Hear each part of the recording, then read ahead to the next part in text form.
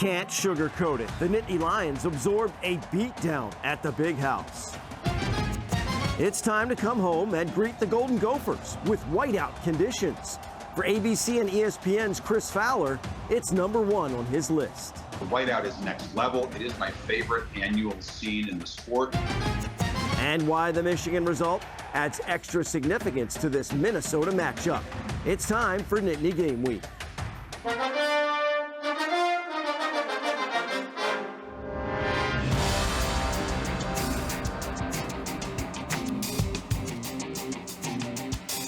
Hello, everyone, and welcome to Nittany Game Week. Here's our coaching staff, Jay Paterno and Tom Bradley. I'm Todd Sadowski. Appreciate you joining us. Let's call it what it was, a beatdown at the Big House. Give credit where it's due. Michigan formulated and executed their game plan. Everyone's been chewing on it for a week.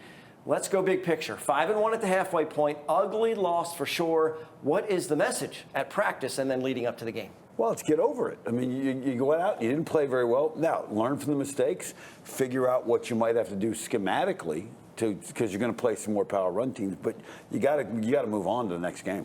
Yeah, I remember 1982. We played down at Alabama, lost 42-21. Actually blocked our own punt that day.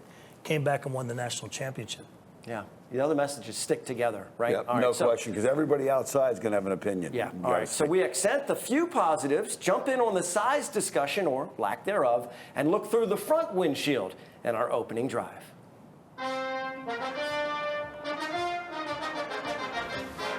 Let's begin with some silver linings, shall we? Not many of them to point out. Nittany Lions did have leads on 2 separate occasions thanks to solid red zone defense.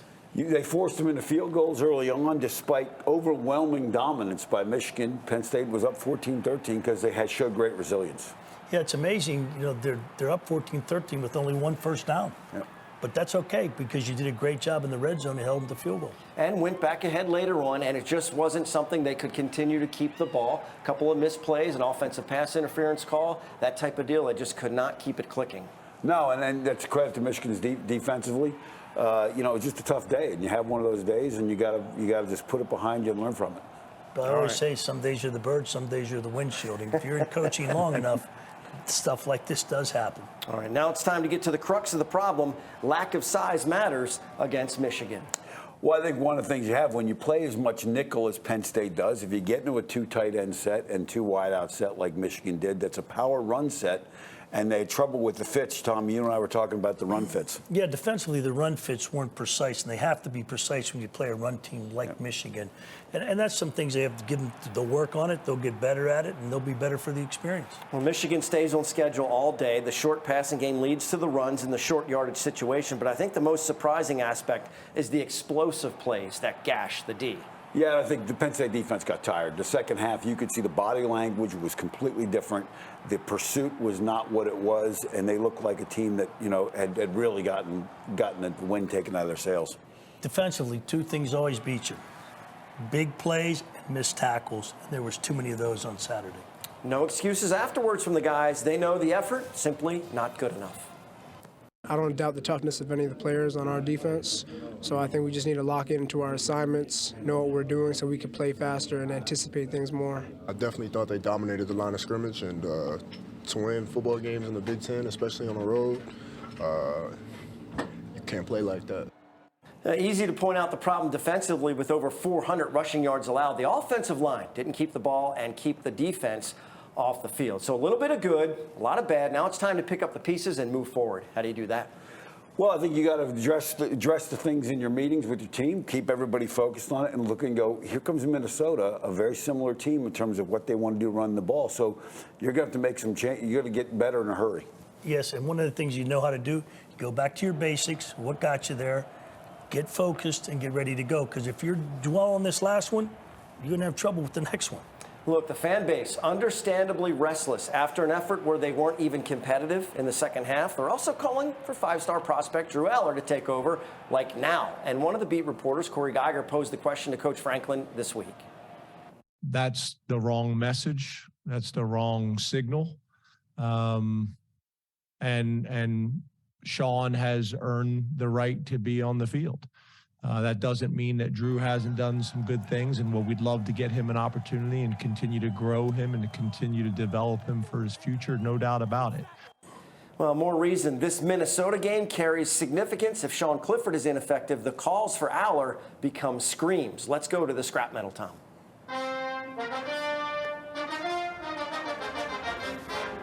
Curtis Jacobs is our call. Curtis Jacobs Jr. is definitely our call. And you know what's interesting? He had a great play in the game. He put him up with the interception, gets the touchdown. That's 2 years in a row he's caught passes against him. He caught one last year on the fake punt, and he got an interception this year. Got to make big plays. They weren't moving the ball offensively. They get a kind of a weird bounce off P.J. Mustafer's head. Well, with the World Cup coming up, he gets a header and gets an assist for that goal, so to speak. Yeah, absolutely. So Curtis Jacobs, there he is, flipping into the end zone for the scrap metal. Still to come in the scouting report, our coaches look at what Penn State has to do to defend against the Minnesota zone run attack and how special teams could play a big role in this game. Nittany Game Week returns after this. Scrap Metal is sponsored by the We Are In, voted #1 game day restaurant in Center County. Follow us on Facebook and visit thewearein.com or call for dinner or room reservations.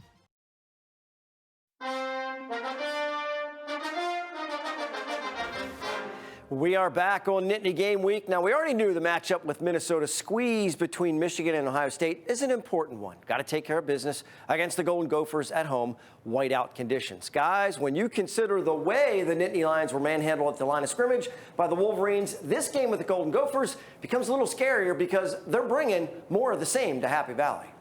Yeah, Todd, very similar approach. And when you look at Minnesota, their whole offense is predicated on staying on schedule. When you look at the games that they won, 75% of their third downs were 5 yards or less. When you look at the games they lost, that number drops to almost 50%. So it's going to be important for Penn State to get them off schedule. Yeah. And to do that, let's take a look at their offense. And let's take a look at the power run game. Mo Ibrahim, a phenomenal back. Tom, you know they're going to try and push these guys, stretch this thing, put his foot in the ground. And how important are the backside cutoff blocks? You better make them because it's all about his vision when he gets right here. And take a look at this cut. It's phenomenal. He takes us all the way out to the hash, cuts that thing back, gets in the secondary, and again, he is a really, really good back. And now let's talk about what else they do offensively that you got to be aware of on these third down situations. They're going to try and their quarterbacks are not going to force the ball if they can help it. But you get the third and long, you better stay in your rush lanes because their quarterback, whether Morgan plays or not, they do a good job scrambling. Their quarterbacks are very similar, and the one thing they're told is if he doesn't have what he wants, he's going to keep it and run it. He's got good vision. You can see here the guy from Michigan State gets caught inside. Outside he goes, nobody's open, and he just takes off. And really not a great effort tackling there, but again, first down. So let's talk about them defensively, a couple things. Their basic defense, they're going to have both safeties involved in, reading the run support, one-on-one the outside, but that puts a lot of pressure on those linebackers underneath guys to cover backs and tight ends. Well, that's one of the things you got to be careful of here as you watch the play develop with what happens.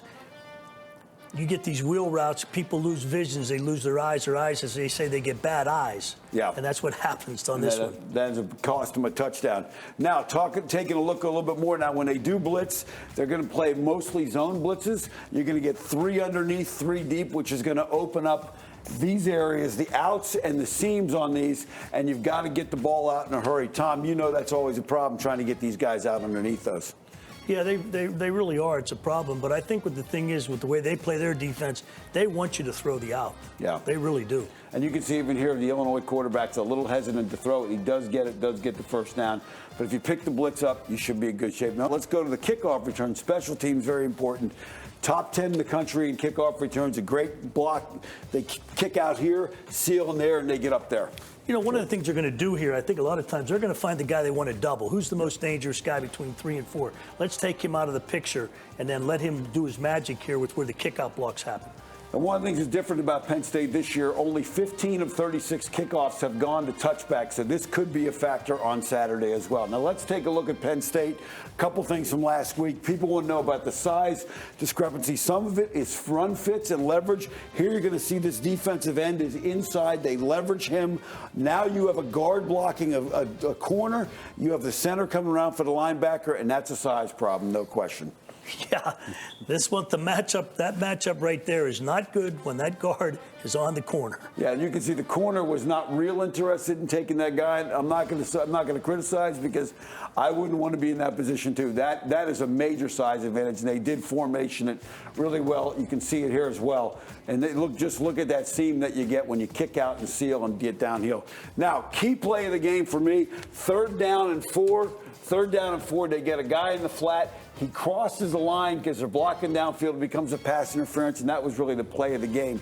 They go from going in, you take a look at the video, they go from going 1st and 10 at the 27 of Michigan, only down 7, to where now they didn't make it.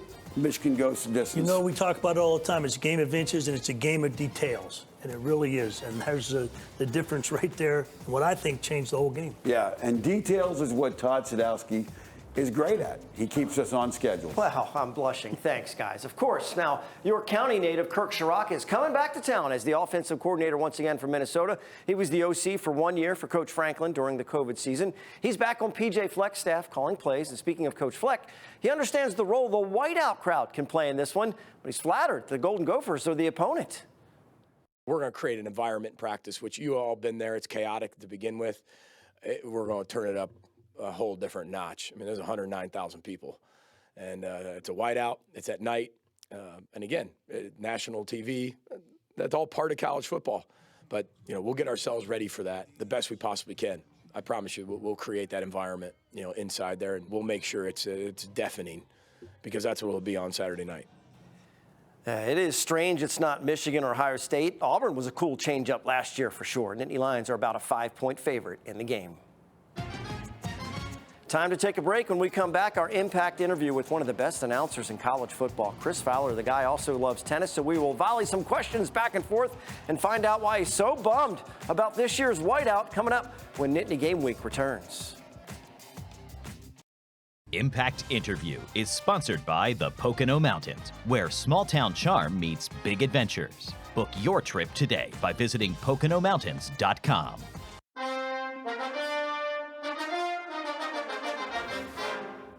Well, welcome back. Time for our Impact interview, and I'd waste way too much time going over even the highlights of this guy's bio. Let's put it this way. If you are at all familiar with college football, you know Chris Fowler is in Tier 1 when it comes to announcers and even historians of the game. Always a pleasure to have ABC and ESPN's lead play-by-play man join us. Chris, thanks so much for coming on the show. It's always a lot of fun. It is for me, too, and I always want to say hello to the people in that part of the world. That's a special place for me, so looking forward to it.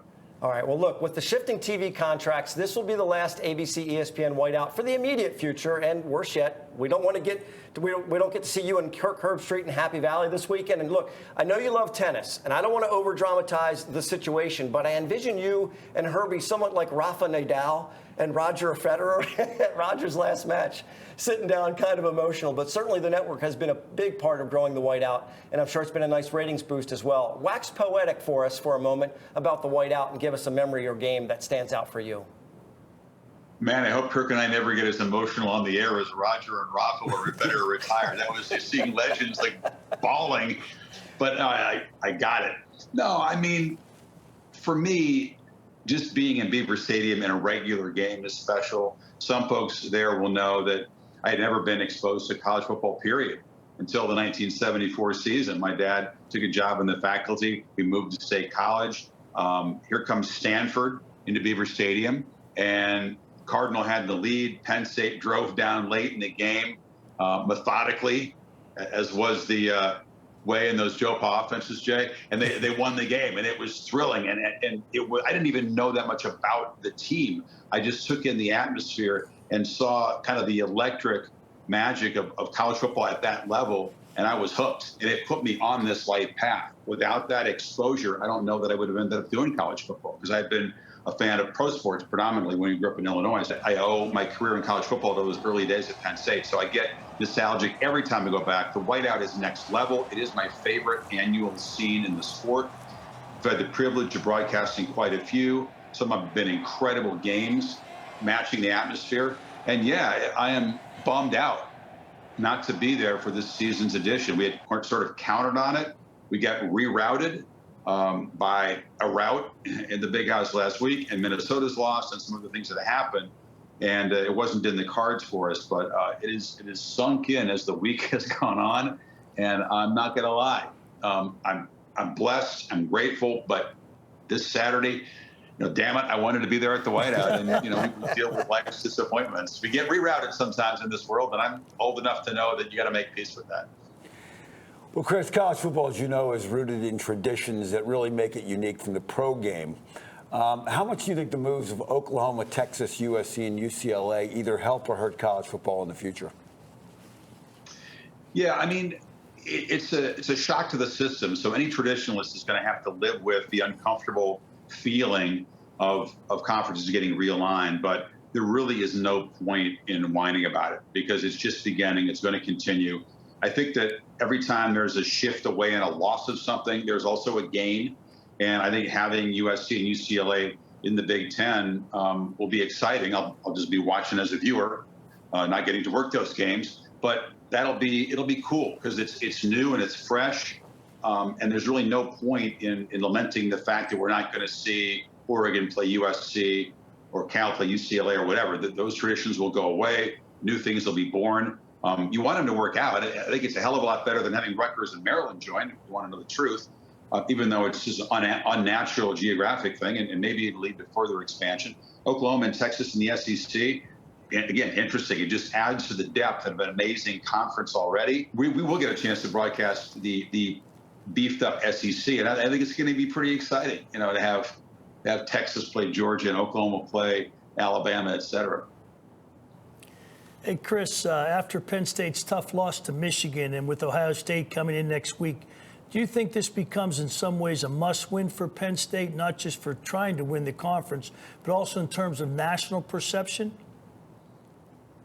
Yeah, well, it's certainly must-win for trying to win the conference. If they keep the goals of winning the division and getting to Indy on the front burner, then obviously you got to have this one. I think it's just one of those games where we need to learn what Penn State's about. I mean, Ohio State's a hell of a tough assignment week after. I mean, Minnesota's difficult too, but that was a shock to me, the way they got run over with Michigan. I mean, I don't put a whole lot of credence in statistical rankings sometimes this early in the season, given the level of competition. But for a defense that was ranked in the top 5 to give up 400+ yards and just get run over like that and physically overpowered, it's not just a loss, as you know.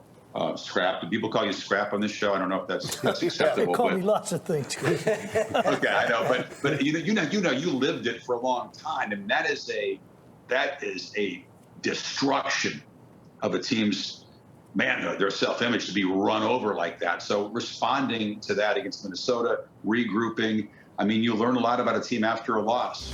Chris Fowler always delivers, and it is impossible to keep for just a few minutes. Way too much good stuff to include here. So go to our NittanyGameWeek.com for our full interview with Chris, along with other web-exclusive content.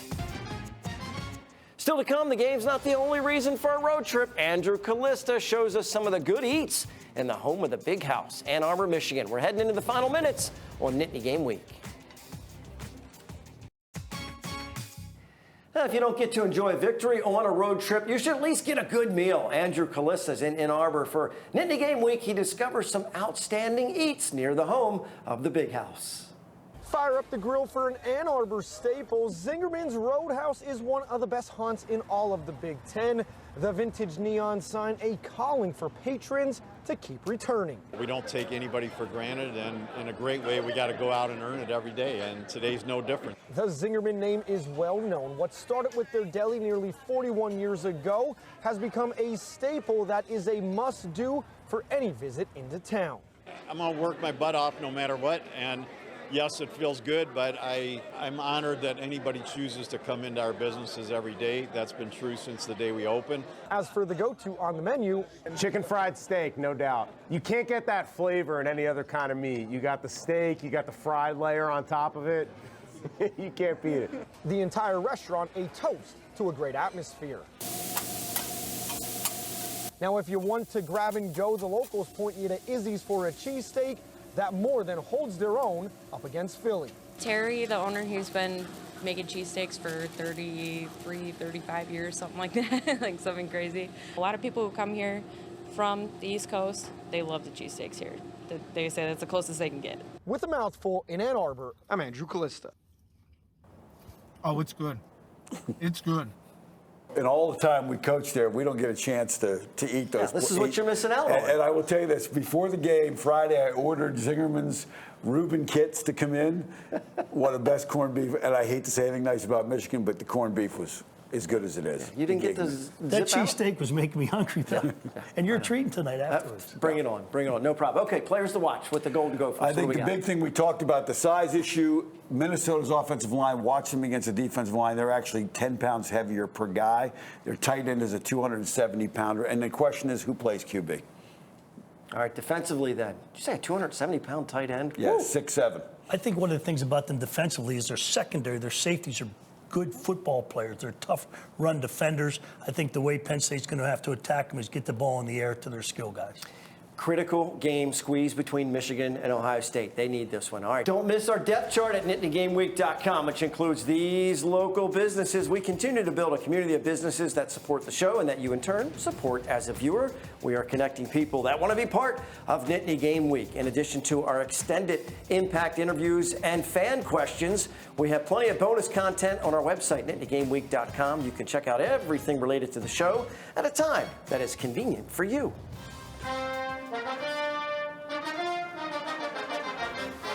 Whiteout, Minnesota, important game for the blue and white. If you're going, let's hear you. Be as loud as you can be well into the night. And you know, the viewers love the pooch picks. They submitted so many of them. Here comes some more animal pride picks. For Jay and Tom, I'm Todd. Thanks so much for watching Nittany Game Week. We'll see you next time.